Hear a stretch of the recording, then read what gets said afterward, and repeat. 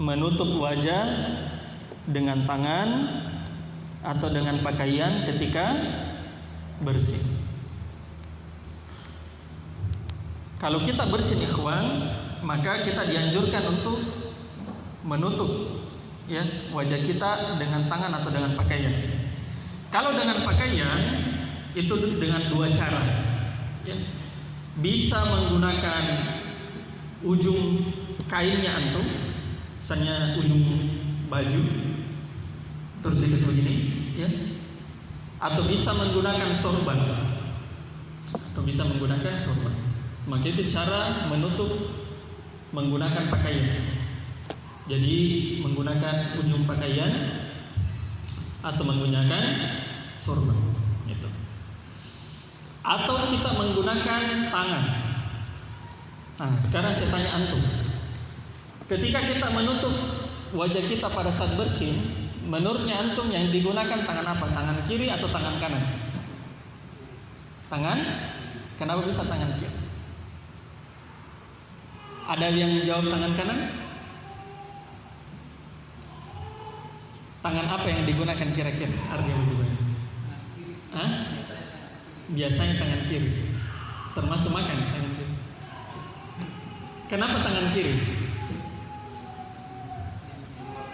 Hah? Baik, itu salah satu jawaban yang tepat. Jawabannya ikhwan, di dalam agama kita tangan kanan dan kiri dibedakan beserta fungsinya ya. Kalau tangan kanan digunakan untuk memuliakan, pemuliaan sesuatu yang mulia. Contoh bersalaman ya, atau menggunakan alat-alat. Sedangkan tangan kiri digunakan untuk sesuatu hal yang kotor. Gitu. Contohnya apa? Cebok dan seterusnya. Ini dijelaskan di syarah ya, dijelaskan di syarah. Nah, termasuk bersin. Kira-kira kalau kita bersin yang keluar baik atau buruk? Ya, secara natural ya biasanya yang keluar kotoran, ya, kotoran. Maka kita disunnahkan untuk menutup dengan tangan kiri, ya, menutup dengan tangan kiri. Maka itu ya antum harus ketahui ya. Dalilnya apa ikhwan?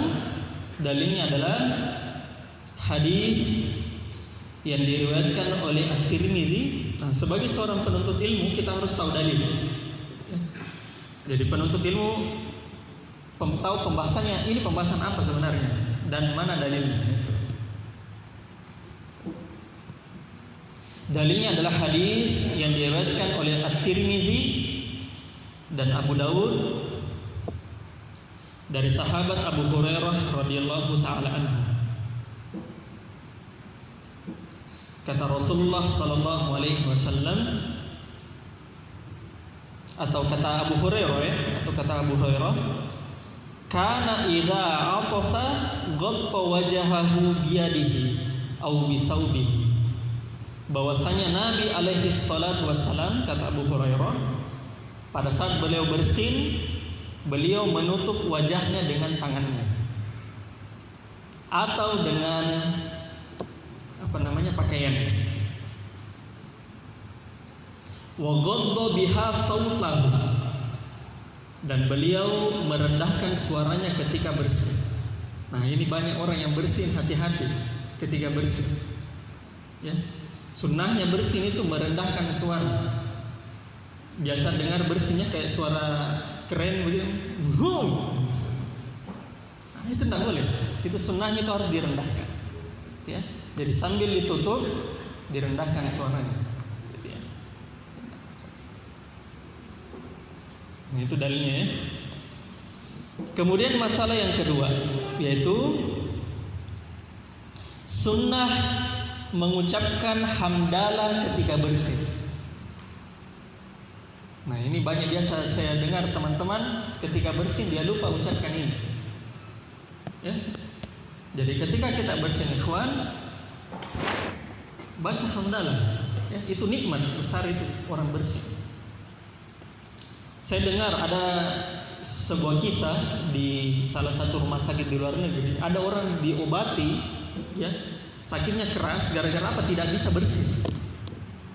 Atau pada saat bersin tersangkut, ya.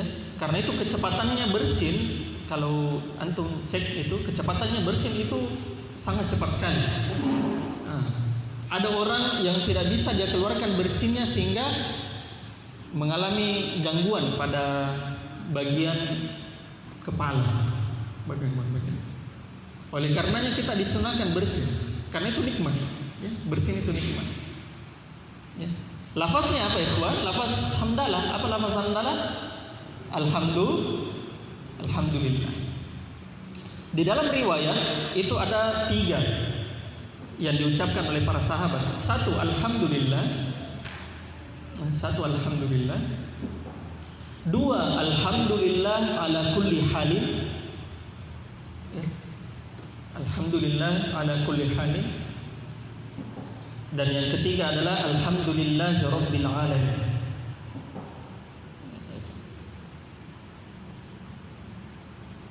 Jadi ketika kita bersin baca apa ikhwan? Alhamdulillah.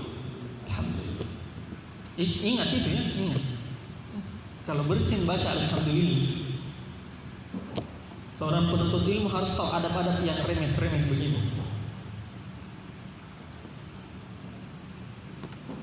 Kemudian masalah yang ketiga. Masalah yang ketiga adalah sunnah bertashmid.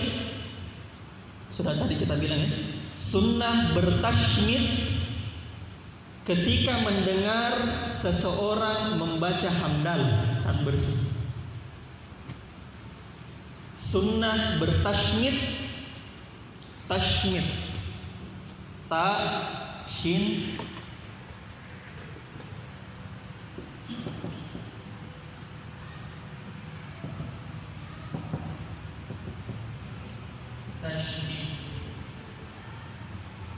sunnah bertashmid ketika mendengar seseorang mengucapkan hamdalah.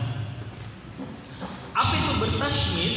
Bertashmid itu adalah mengucapkan yarhamukallah, semoga Allah merahmati.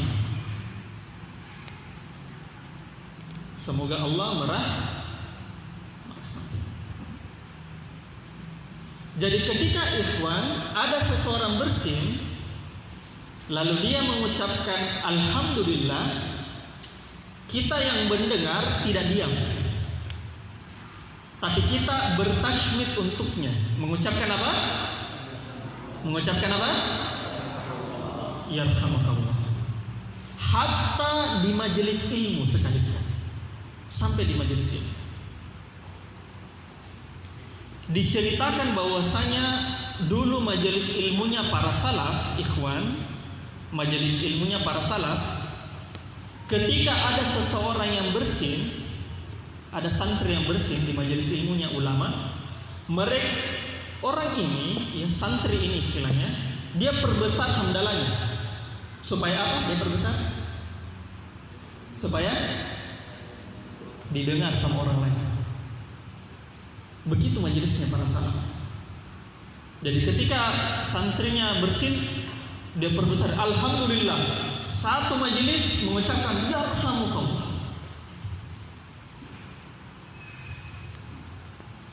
Dan itu adab yang kadang-kadang kita lewatkan, ya.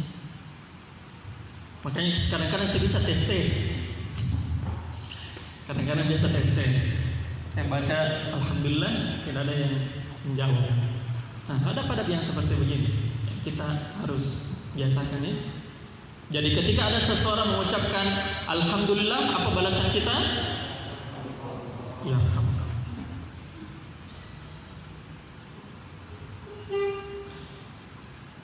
akan tetapi ketika seseorang tersebut, ya, tidak membaca hamdalah, ya, orang yang bersin tersebut tidak membaca hamdalah, maka kita tidak disunnahkan juga bertashmid untuknya. Jadi bertashmid itu hanya diperuntukkan bagi orang yang bersin lalu mengucapkan alhamdulillah.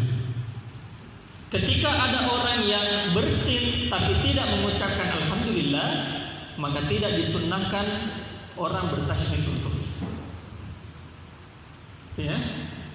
Nanti kita berikan dalil. Nah, maka ini hal-hal yang sederhana tapi harus kita sebagai penuntut ilmu amalkan.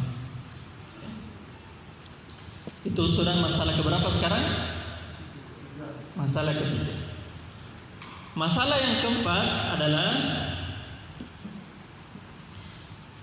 sunnah membalas al-musyammit. Al-musyammit kan orang yang bertasydid ya. Isim apanya? Al-musyammit. Al-musyammit. Kan syammata yusyammitu. Kalau al-musyammit isim apa itu?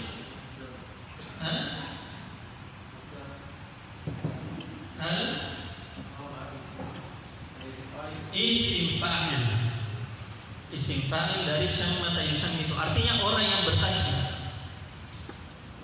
Maka di masail yang keempat ikhwan, kita disunnahkan membalas orang yang bertasydid dan tanya. Jadi tidak cukup sampai orang tersebut bertasydid, tapi kita yang bersin juga membalasnya. Apa yang kita disuruh balaskan? Ya, sesuai matan. Yang kita disuruh balaskan adalah ucapan yahdikumullahu wa yuslih balakum. Ada di matannya. Yahdikumullahu wa yuslih balakum. Semoga Allah memberikan hidayah untuk kalian dan memperbaiki keadaan kalian. Masya Allah. Yahdikumullahu wa yuslih balakum. Maka orang yang bersin tadi, dia ucapkan hal tersebut kepada orang yang sudah tasydid dia. Coba diulang ya. Yahdikumullahu wa yuslih balakum. Ikutin.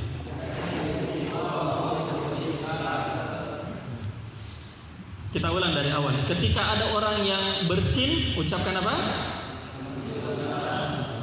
Ketika ada orang yang mendengarkan orang mengucapkan alhamdulillah, maka kita tasydid. Apa ucapannya? Apa? Yahdikumullah atau yarhamukallah? Yarhamukallah. Ya. Yang pertama tadi orang yang bersin ucapkan apa? Alhamdulillah. Kemudian orang yang mendengarkan yarhamukallah. Setelah ditasydid, orang yang bersin tersebut membalas apa? Yahdikumullahu wa yuslih balakum. Kita kasih contoh misalnya. Coba Abu Syafiq sama Nu'man. Yang bersin misalnya Abu Syafiq. Coba bersin coba Abu Syafiq. Ulang ya, ulang.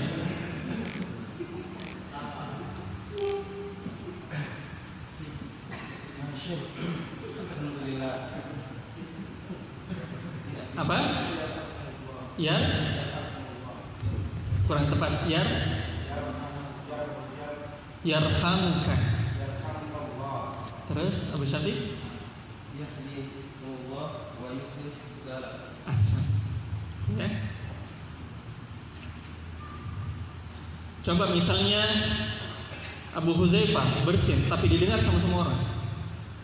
Maka bilang apa?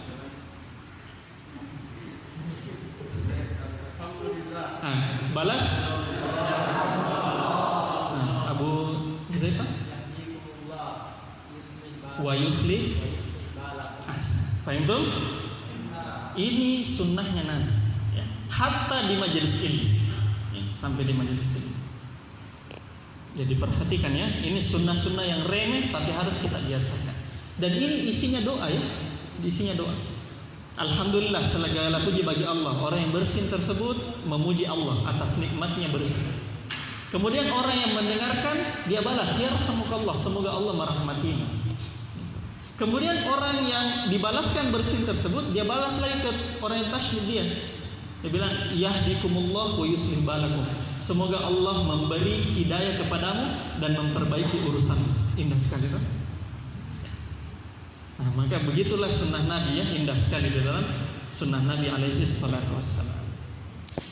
Dalilnya apa ikhwan? Dalilnya dari poin 2, 3 dan 4 adalah hadis yang diriwayatkan oleh Abu Hurairah, yang diriwayatkan oleh Imam Bukhari. Hadis yang diriwayatkan Imam Bukhari dari sahabat Abu Hurairah radhiyallahu taala anhu. Kata Nabi alaihi salatu wassalam, "Idza atasa ahadukum falyakul alhamdulillah." Apabila salah seorang di antara kalian bersin, maka hendaknya dia mengucapkan alhamdulillah. Wal yaqul lahu akhuhu aw sahibuhu yarhamukallah. Kemudian hendaknya temannya atau saudaranya mengucapkan untuknya yarhamukallah. Itu namanya bertasymid. Fa idza qala lahu yarhamukallah, kata Nabi, apabila orang tersebut atau sahabatnya mengatakan kepadanya yarhamukallah, falyakul, maka orang yang bersin tadi mengatakan yahdikumullah wa yuslih balakum. Semoga Allah beri hidayah kepadamu dan memperbaiki urusanmu. Ini hadis yang diriwayatkan oleh Imam Bukhari. Ya. Bisa diamalkan ikhwan? Bisa ya? Hal yang sepele ya, hal yang sepele tapi sebaiknya kita amalkan. Ya, sepele. Kata para ulama, barang siapa yang diberikan taufik kepada Allah untuk mengamalkan sunnah yang kecil, maka dia akan diberikan taufik kepada Allah untuk mengamalkan sunnah yang lebih besar dari itu. Kalau sunnah yang kecil dia remehkan, maka apalagi sunnah yang lebih besar. Gitu. Maka hal-hal yang seperti begini itu yang teman-teman harus biasakan. Sambil nongkrong di pinggiran, ya, di pinggir masjid misalnya ada sunnah, ya, kalau ada yang bersin ucapkan seperti itu. Ya. Baik, sekarang kita masuk di adab berikutnya. Adab ketujuh. As-sabi'. Kata penulis, ruddat tasa'uba mastata'ta. Kata penulis, ruddat tasa'uba mastata'ta. Tahanlah menguap semampumu. Tahanlah menguap semampumu. Wa amsik biyadika ala fik. Dan tahanlah dengan tanganmu ke mulutmu. Dan tahanlah, maksudnya tahanlah menguap tersebut dengan tanganmu di mulut, ya. Ya, di atas mulutmu. Ala fika. Fika itu termasuk apa ikhwan? Isim apa itu? Isim apa? Isim apa? Asmaul khamsah. Kalau orang sudah belajar bahasa Arab, asmaul khamsah ada 5. Yang pertama abuka, yang kedua akhuka, yang ketiga hamuka, iparmu. Ipar adalah maut, ya. Hamuka, yang ketiga, yang keempat fuka. Ini fuka. Yang kelima zu mali. Asmaul khamsah yang belajar bahasa Arab. Maka fuka ini, fuka. Kan asmaul khamsah kan marfunya dengan waw, mansubnya dengan alif, majrurnya dengan ya. Berarti fuka, faka dan fika. Ini bentuk majrurnya, ya. Ini untuk yang belajar bahasa Arab, ya, saya meroja saja. Ya. Maka tahanlah dengan tanganmu di atas mulutmu. atau pada mulutmu. Wala taqul dan janganlah kamu mengatakan saat menguap. Jadi jangan orang menguap sambil mengatakan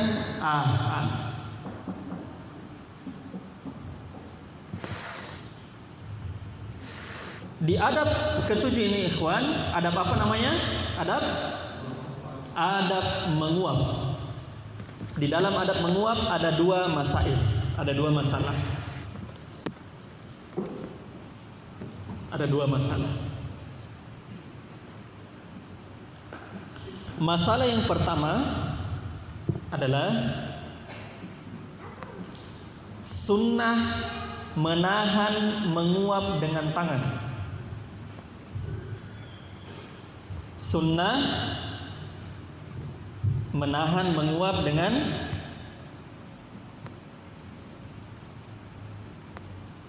tangan. Asalnya ikhwan, di dalam agama kita dan di dalam sunnah Nabi alaihi salatu wassalam, ya, ingat juga ketika kita dengar nama Nabi, kita dianjurkan untuk salam, ya. Asalnya di dalam agama Islam, di dalam ajaran kita, Nabi alaihi salatu wassalam, ya, menguap itu asalnya ditahan. Asalnya. Maka ketika seseorang menguap, asalnya dia menahan. Jadi dia tidak mengeluarkan menguap tersebut. Ya.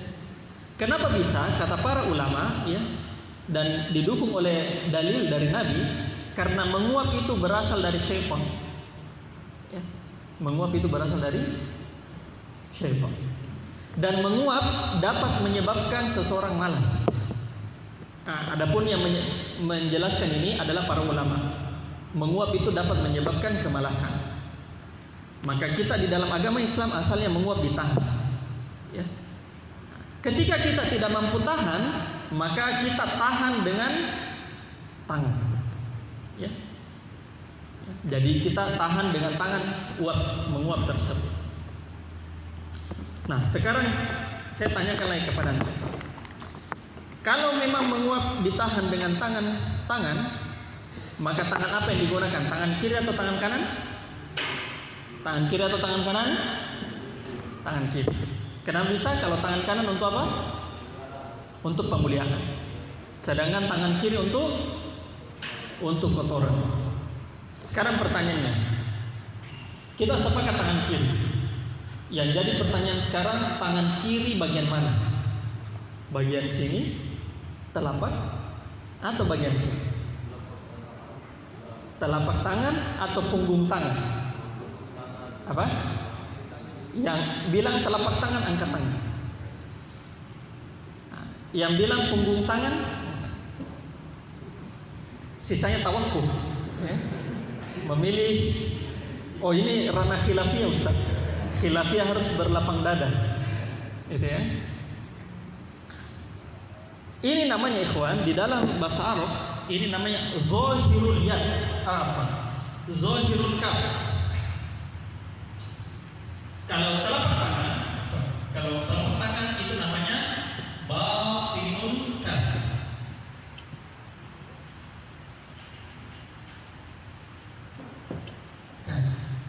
Kaf itu telapak tangan, ini batinnya. Ya. Sedangkan punggung tangan itu namanya zahirul yad.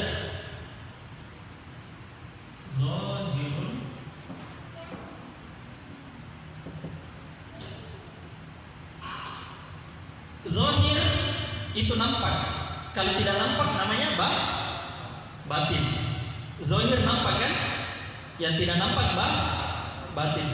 Kenapa bisa orang Arab mengatakan ini zahirul yad? Ini di sini punggung tangan. Karena pada saat kita turunkan tangan kita, turunkan seperti begini, ya, maka yang tampak apa? Di sini atau di sini? Asalnya di punggung tangan. Maka ini namanya zahir. Artinya yang nampak di orang. Makanya ini namanya zahirul yad. Begini. Sedangkan ini kaf, punggung. telapak tangan. Maka yang mana ikhwan digunakan? Apakah telapak tangan atau batinul kaf atau zahirul yad? Yang lebih tepat dalam masalah ini adalah zahirul yad digunakan itu pada saat menguap. Pada saat menguap. Kenapa bisa digunakan ini pada saat menguap? Pada saat menguap, karena pada saat menguap kotoran itu masuk dan tangan kiri itu masih bisa menggunakan benda-benda apapun. Sedangkan ini kan kita tidak memegang kan dengan ini. Oleh karenanya kita gunakan ini. Karena kalau kita masih menggunakan ini, itu masih ada kemungkinan kita memegang benda. Makanya yang lebih rajih kata penulis adalah menggunakan punggung tangan. Ya, menggunakan punggung tangan. Maka ini pendetailan yang antum harus ketahui ketika menguap. Ala kulli hal, menguap itu ditahan. Menguap itu ditahan. Gitu. Dalilnya apa ikhwan? Tentang masail ini, dalilnya adalah hadis yang diriwayatkan oleh Imam Muslim. Dalil hadis yang diriwayatkan oleh Imam Muslim dari sahabat Abu Sa'id Al-Khudri. Abu Sa'id Al-Khudri radhiyallahu taala anhu. Kata Nabi alaihi salatu wassalam, "Idza tatha'aba ahadukum falyumsik biyadihi ala fihi." Jika salah seorang di antara kalian menguap, maka hendaknya dia tahan dengan tangannya pada mulutnya. Sebab kata Nabi alaihi salatu wassalam, fa inna syaitana yadkhul. Sebab syaitan pada saat menguap itu masuk. Sebab syaitan pada saat menguap itu masuk. Nah, makanya ketika kita menguap itu ditahan di sini.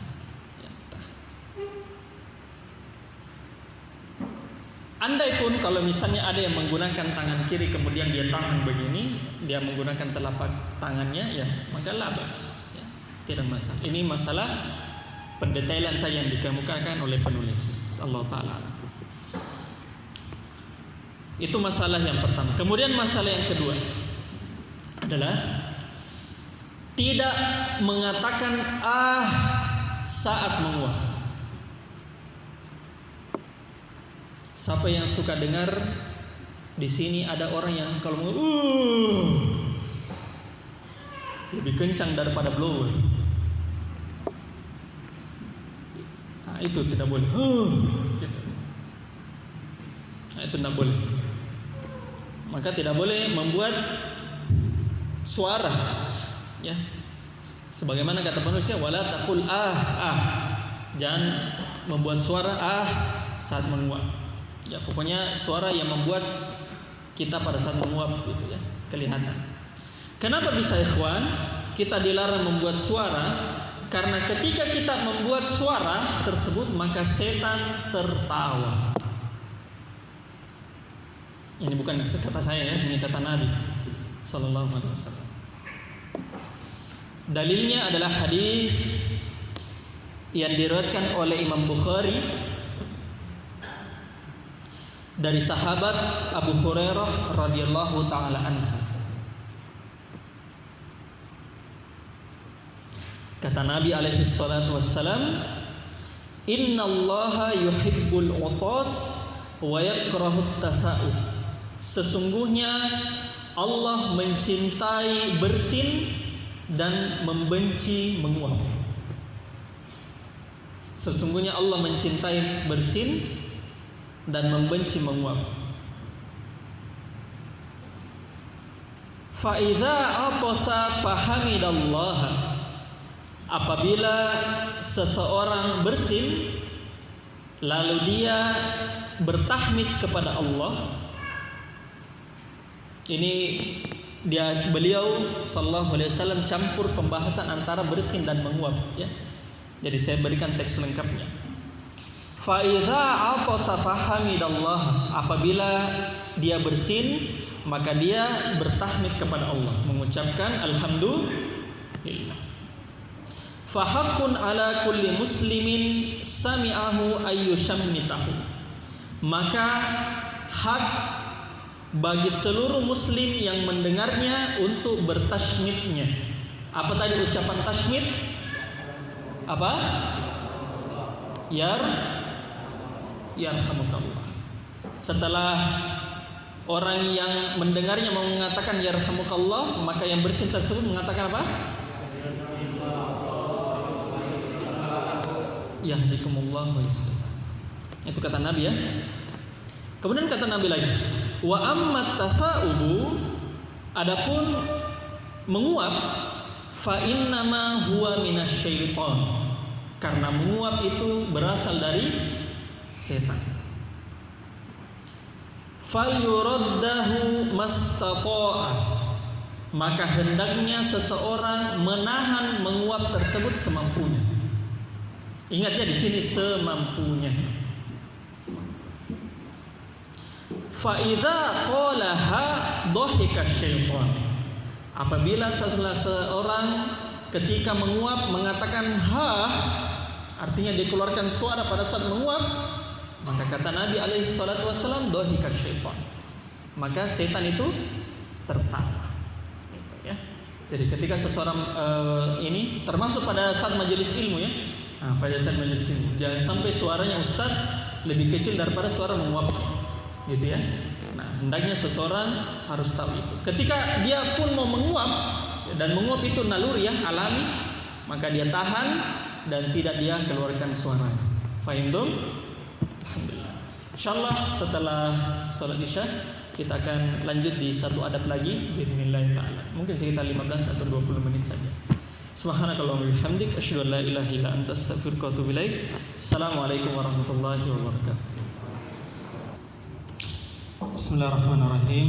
Assalamualaikum warahmatullahi wabarakatuh. Alhamdulillahirabbil alamin wa bihi nasta'inu ala umuri dunya waddin. Wassalatu wassalamu ala rasulil karim nabiyina Muhammad wa ala alihi wa sahbihi wa man tabi'ahum bi ihsanin ila yaumiddin, amma ba'du. Ikhwani wa akhwati fiddin, assalamualaikum warahmatullahi wabarakatuh. Alhamdulillah. Kita lanjutkan kembali pelajaran kita di Syarah Al-Adabul Asyarah karya Syekh Shalih bin Abdullah Al-Utsaimin hafizahullah ta'ala. Di adab sebelumnya, sebelum maghrib kita sudah belajar adab bersinnya. Jadi ketika ada seseorang bersin, maka orang tersebut mengucapkan alhamdulillah. Kemudian ketika ada orang yang bersin lalu mengucapkan alhamdulillah, kemudian orang yang mendengarnya mengatakan apa?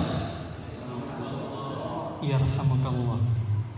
Setelah orang yang mendengarnya tersebut mengatakan yarhamukallah atau bertasydid namanya, maka orang yang bersin kembali itu mendoakan, menjawab kembali dengan doa apa?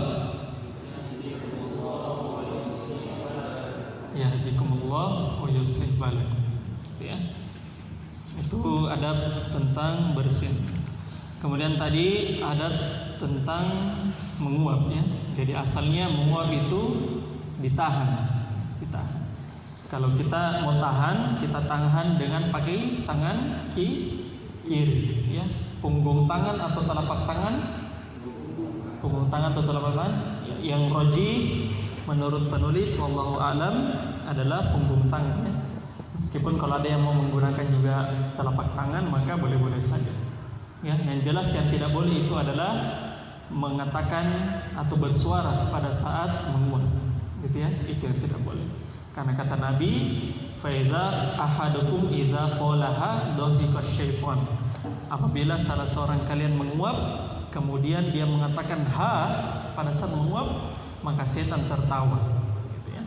Nah, dan kita ya tidak boleh kasih bikin tertawa setan, ya. Nah, ikhwah bisa kita kasih bikin tertawa, setan jangan, ya. Sekarang kita masuk di adab yang terakhir pada pembahasan malam hari ini, adab yang ke-8, as-samin. Kata penulis, idzan tahaita ila majlisin fasalli. Apabila engkau masuk di dalam sebuah majelis, maka ucapkanlah salam.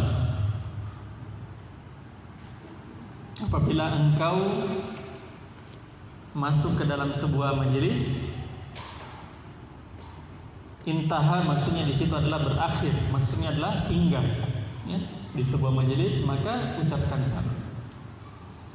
Wajlis haitsu yantahil majlis, maka duduklah di mana tempat duduk yang paling terakhir berada. Maka duduklah di mana tempat duduk terakhirnya berada.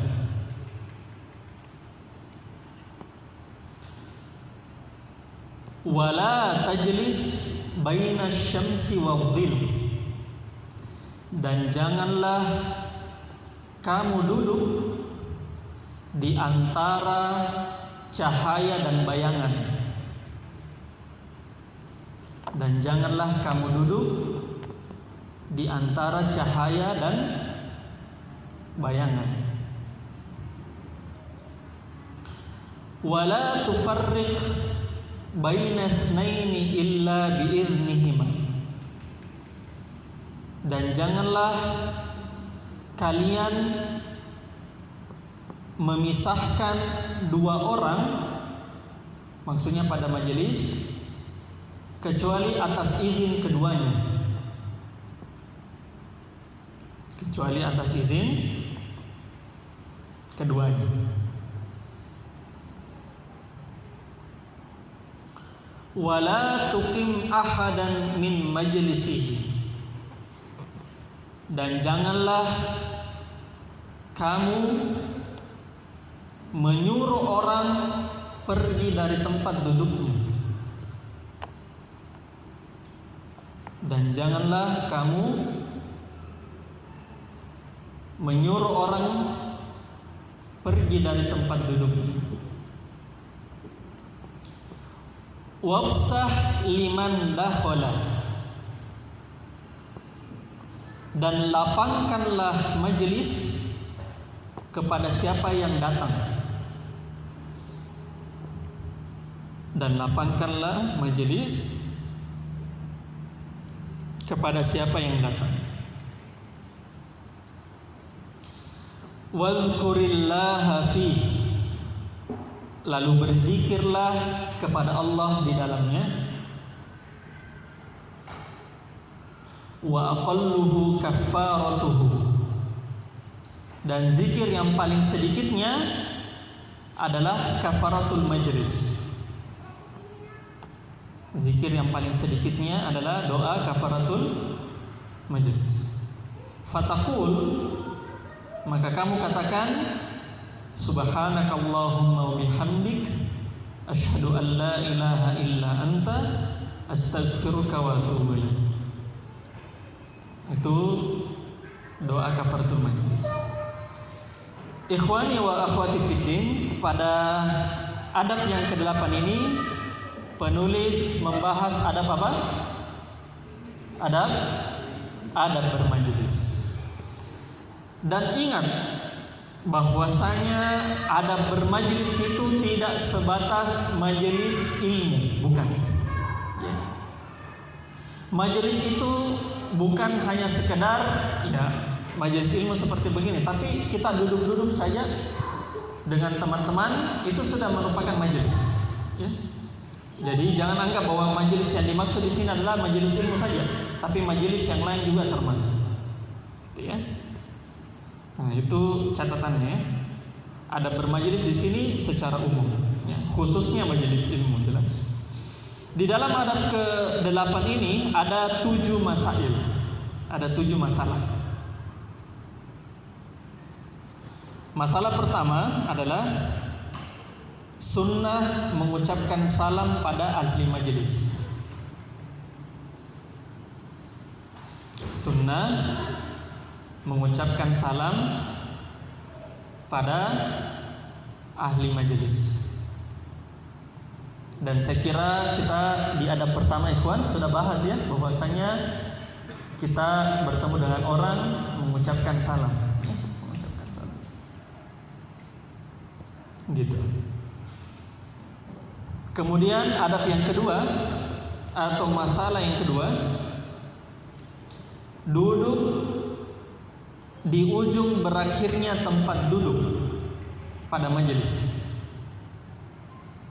Duduk di ujung berakhirnya tempat duduk pada majelis. Duduk di ujung berakhirnya tempat duduk pada majelis. Nah, ini yang antum harus ketahui, ya. Dan ini yang perlu kita tanbih, ikhwan. Yang dimaksud di sini adalah pada saat kita masuk ke dalam majelis, ikhwan, pada saat kita masuk ke dalam majelis, maka kita disunnahkan untuk duduk di mana terdapat tempat duduk yang paling terakhir di belakang. Ya. Kenapa bisa? Karena asalnya majelis itu, ikhwan, ketika orang duduk di majelis, maka asalnya dia itu duduk di depan, ya kan? Mengisi di depan. Setelah di depan terisi, kemudian di belakang, di belakang, di belakang, dan seterusnya. Maka tidak boleh seseorang itu berpisah dari majelis. Contoh misalnya, kita duduk begini, ya, duduk begini. Tidak boleh ketika kita masuk ke dalam majelis terpisah dia dari orangnya. Contoh misalnya tempat terakhir duduk majelis ada di sebelah situ, maka kita duduk di situ. Jangan seseorang duduk di belakang. Orang semua majelis, dia mau majelis tapi di belakang. Maka itu tidak diperkenankan. Atau misalnya, ini disebutkan sama Syekh.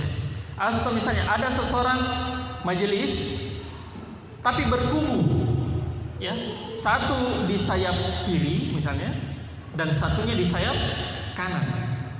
Kira-kira ini majelisnya bersatu atau tidak?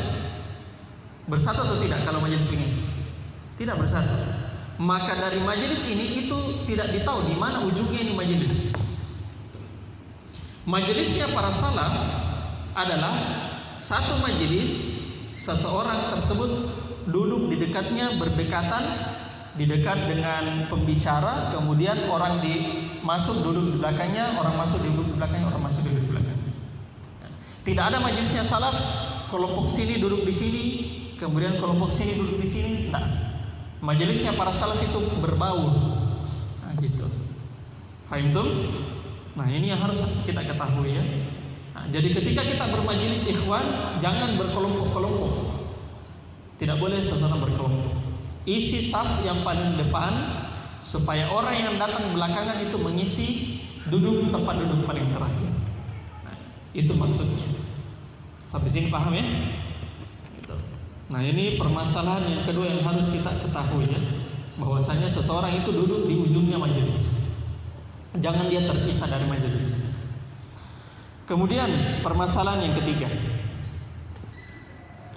larangan duduk di antara cahaya dan bayangan.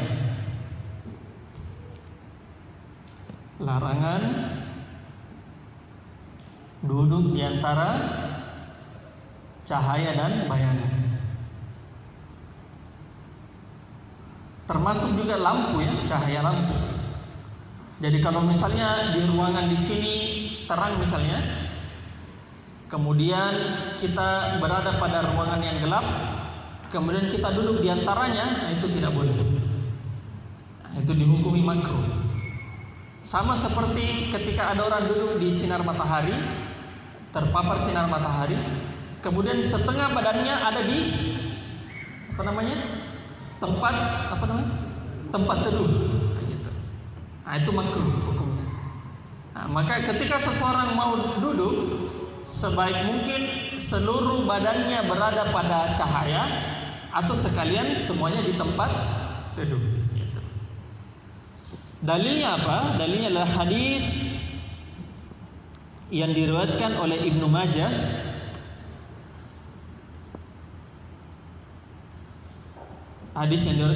Majah dari sahabat Buraidah Ibnul Husayb.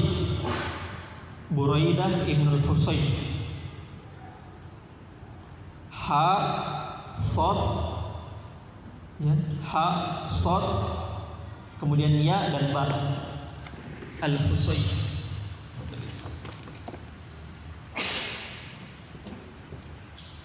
Buraidah kitabatullah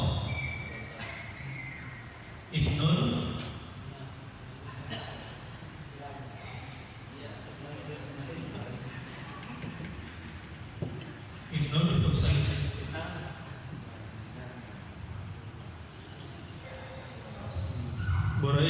Husayb.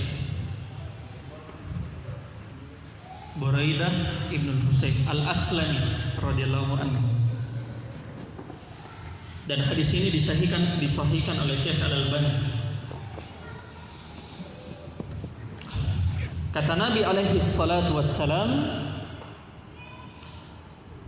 atau kata Buraidah radhiyallahu anhu, Buraidah Ibnul Husayb, anna nabiyya sallallahu alaihi wasallam naha ayyaquda baina dhilli wasyamsi. Bahwasanya Nabi sallallahu alaihi wasallam melarang untuk duduk di antara teduhan dan cahaya.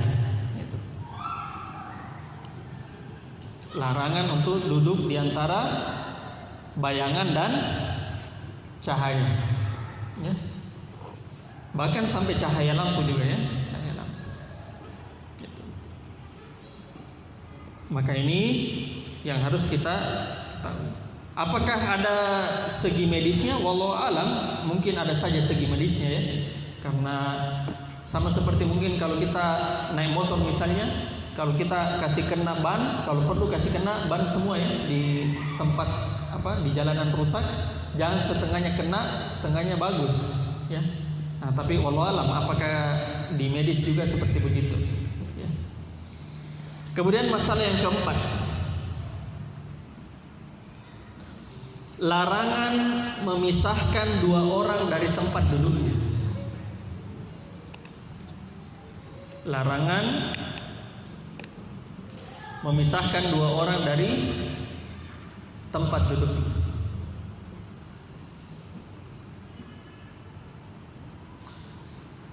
Maka ini yang harus kita ketahui ikhwannya, ketika kita bermajelis ada dua orang yang saling berdekatan ya, ataupun di khutbah Jumat misalnya ada dua orang yang berdekatan yang dimana tidak mungkin di dalamnya ada spasi untuk orang tersebut duduk, maka jangan seseorang tiba-tiba tabik pinggir-pinggir gitu. Harus dia minta izin sama di kiri kanannya. Contoh nyatanya sholat Jumat ya, sholat Jumat.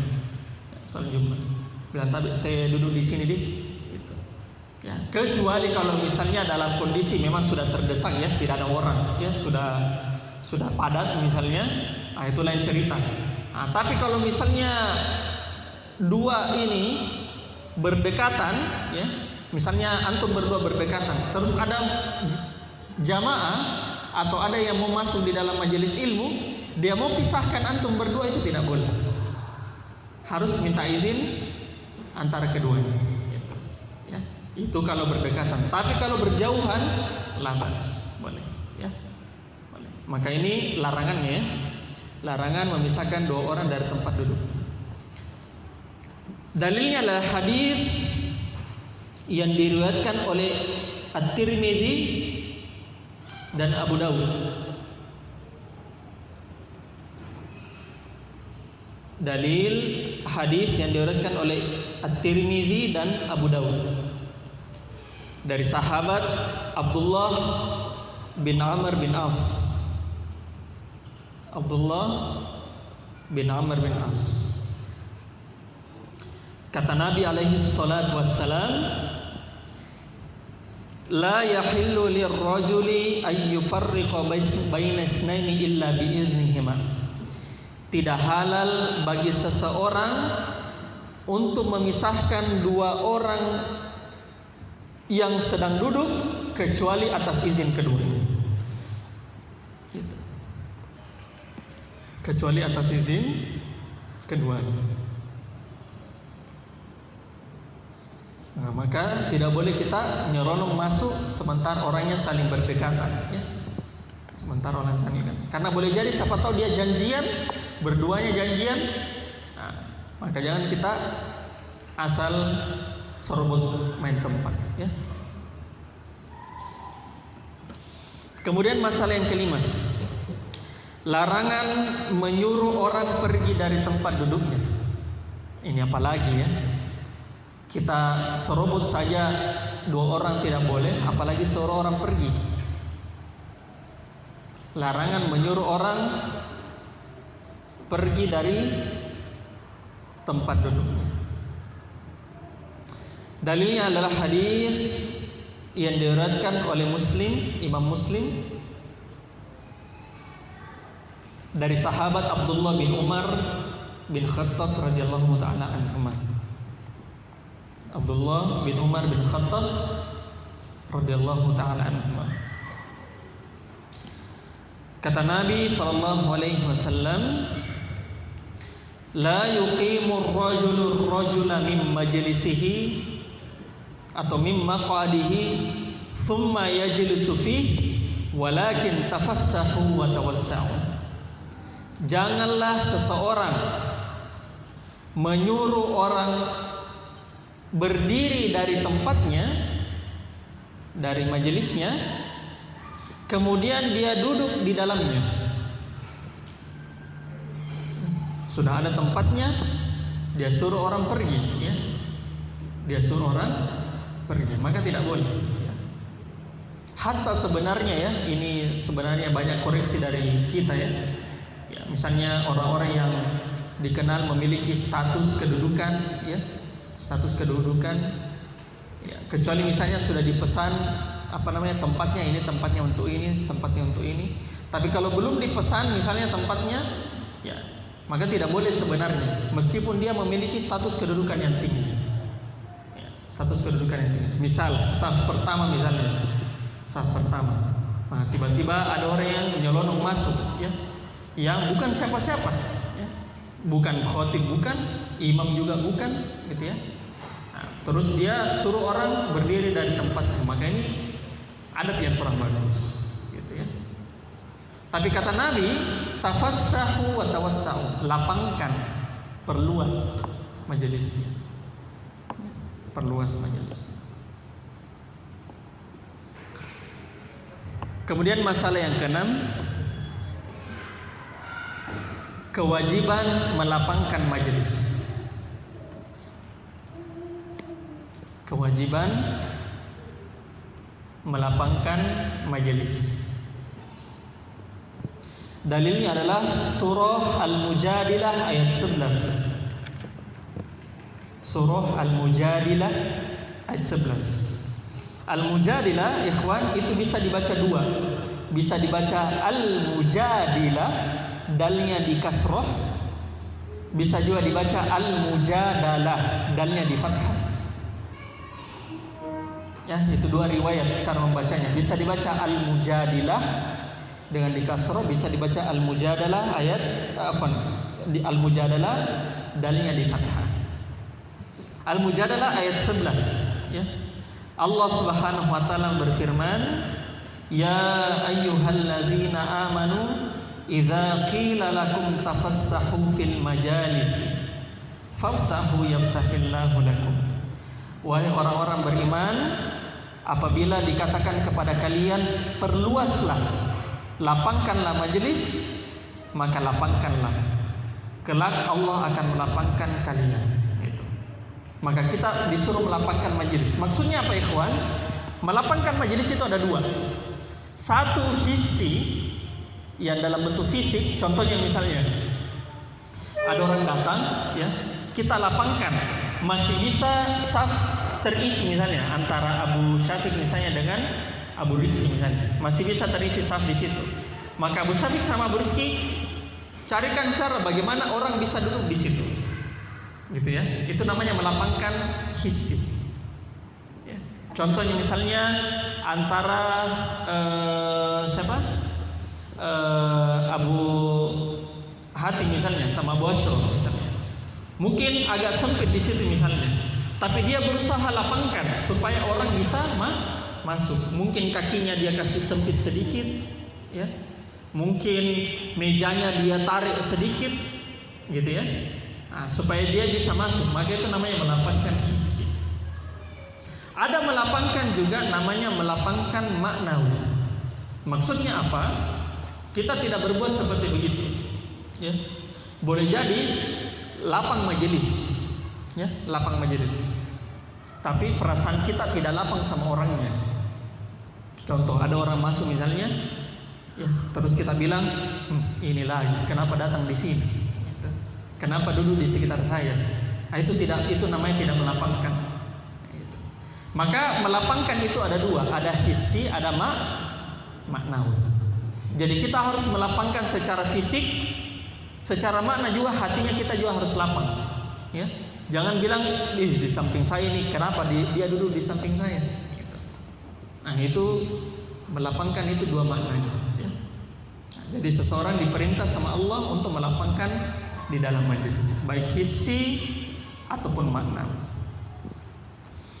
Dan yang terakhir, masalah yang terakhir adalah berzikir dan membaca doa kafaratul majelis. Berzikir dan membaca doa kafaratul majelis. Jadi seluruh majelis ikhwan yang tidak ada zikir di dalamnya, maka kata Nabi alaihi salatu wassalam, maka majelis tersebut itu tidak diberkahi. Ya. Seluruh majelis apapun modelnya, kalau tidak ada zikir di dalamnya, maka dia tidak diberkahi. Ya, astagfirullah. Tapi minimalnya kita membaca doa kafaratul majelis, minimalnya. Ya, kita sama-sama baca doa kafaratul majelis, misalnya, coba subhan wa bihamdika asyhadu an la ilaha illa anta astaghfiruka wa atubu ilaik. Itu minimal, ya. Minimal. Dalilnya adalah hadis yang diriwayatkan oleh Imam At-Tirmizi dan An-Nasa'i. At-Tirmizi dan An-Nasa'i. Dari sahabat Abu Hurairah radhiyallahu taala anhu. Hadis ini disahihkan oleh Syekh Al-Albani. Dari sahabat Abu Hurairah radhiyallahu taala.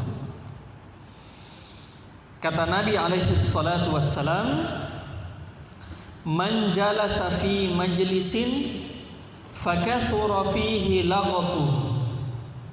Siapa yang duduk di dalam sebuah majelis kemudian banyak kekeliruannya, ya, mungkin suka bercanda di dalam majelis, mungkin suka tertawa-tertawa, atau tiba-tiba tidak ingat Allah misalnya di dalam majelis. Kata Nabi, ya, fakathura fihi laghatuhu. Tiba-tiba misalnya, ya, kita lupa, ya, terlalu banyak main-main bercanda di dalam majelis sampai lupa. Maka kata Nabi, faqala qabla ay yaquma min majlisihi dzalik. Lalu sebelum dia beranjak dari majelisnya, dia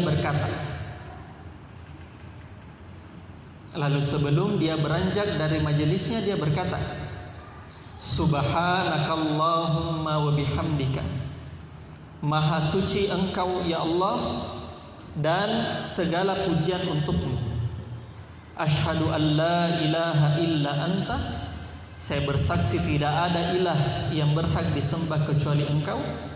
Astaghfiruka wa atubu ilaik, saya beristighfar kepadamu, memohon ampun kepadamu, dan saya bertaubat kepadamu. Maka kata Nabi, siapa yang duduk di majelis kemudian banyak ya bercandanya apanya, tapi sebelum dia beranjak dari majelis dia mengucapkan hal ini, ya, maka kata Nabi, illa ghufira lahu ma kana min majlisihi dzalik, kecuali orang tersebut akan diampuni pada saat dia masih di majelis. Nah, maka seluruh dosa-dosanya pada saat di majelis diampuni. Tapi jangan ada yang bilang, oh Ustaz berarti kau tidak berdosa, jangan nih. Nah, itu salah. Ya. Ini kekeliruan yang dikatakan oleh penulis. Ya.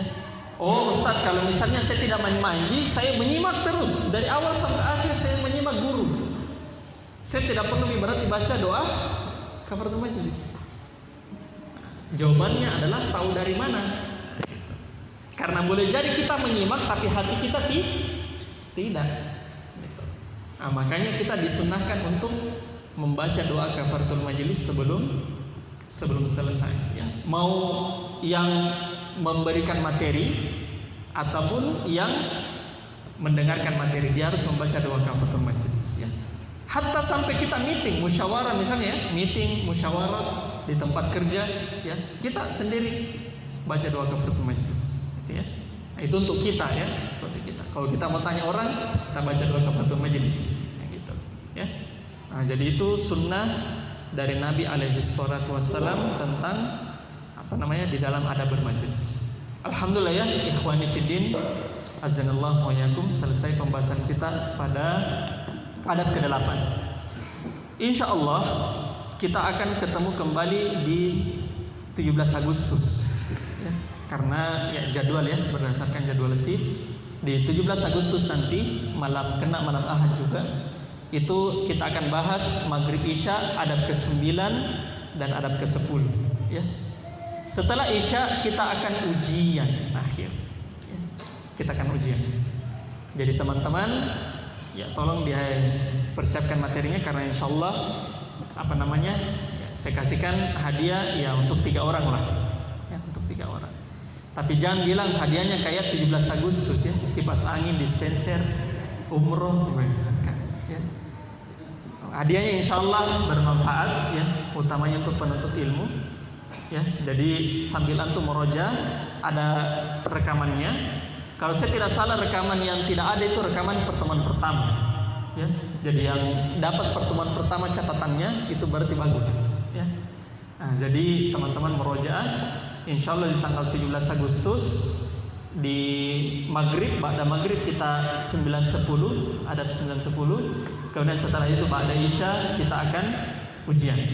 Ujiannya seperti biasa Google Form, ya, tapi saya tambahkan sekitar 50 soal, ya. Gampang insyaallah, ya. Yang tidak lulus, ya, tidak mungkin saya suruh ulang lagi ada bulan syarah, gitu, ya. Ada bulan syarah. Dan alhamdulillah saya alhamdulillah sudah mau dapat ijazah juga, sertifikat langsung dari Syekh Shalih Al-Utsaimin, ya, karena saya ikuti juga program penuntut ilmunya beliau. Dan alhamdulillah selesai kemarin kami menyetor matan Adabul Asyrah, menghafal 10 matan, ya, 10 itu dihafalkan sekaligus dijawab soalnya. Jadi insyaallah soalnya itu tidak keluar dari soalnya Syekh Shalih Al-Utsaimin, ya, cuma saya kasihkan antum bahasa Indonesianya, bukan bahasa Arabnya. Kecuali ada yang request bahasa Arabnya, saya kasihkan request bahasa Arabnya, gitu, ya. Nah, jadi kalau yang mau belajar, ya belajar saja lewat programnya Syekh Shalih Al-Utsaimin. Ya, tidak mungkin saya suruh belajar, ya, tapi belajar saja lewat materi yang saya sampaikan, ya. Insyaallah saya akan bagikan juga kalau sempat, ya, PDF-nya tentang seluruh dalil-dalilnya yang saya sampaikan kemarin, ya. Dan insyaallah dalam beberapa waktu ke depan ijazah kami dari Syekh Shalih Al-Utsaimin untuk Adabul Asyrah ini alhamdulillah telah terbit, gitu, ya. untuk Adabul Asyarah. Dan ada beberapa kitab lagi yang alhamdulillah kami sudah dapat ijazahnya baik secara hafalan ataupun secara matan. Ya. Jadi teman-teman yang mau menghafal matannya Adabul Asyarah itu matannya bisa kasih lihat kan? Ya, itu matannya cuma satu buklet seperti begitu saja. Silakan setor di Ana ya. Yang bisa hafalkan matannya saya kasih hadiah juga. Gitu ya, saya kasih hadiah. Pada saat ini ya, pada saat hari H ujian ya, pada saat hari H. Jangan bilang Ustaz bisa tunggu 1 tahun. Woy, kalau tunggu 1 tahun hafalan Al-Quran namanya, gitu ya. Jadi saya minta untuk teman-teman persiapkan ujiannya di tanggal 17 Agustus. Saya kira itu saja ya. Naktafi bihadzal qadar wa minallah nasallahu ta'ala yanfa'ana mimma lamana innahu waliyyu dzalika wal qadiru alaih. Kita tutup mengucapkan doa kafaratul majelis. Subhanakallahumma bihamdik asyhadu an la ilaha illa anta astaghfiruka wa atubu ilaik. Walhamdulillahirabbil alamin. Assalamualaikum warahmatullahi wabarakatuh.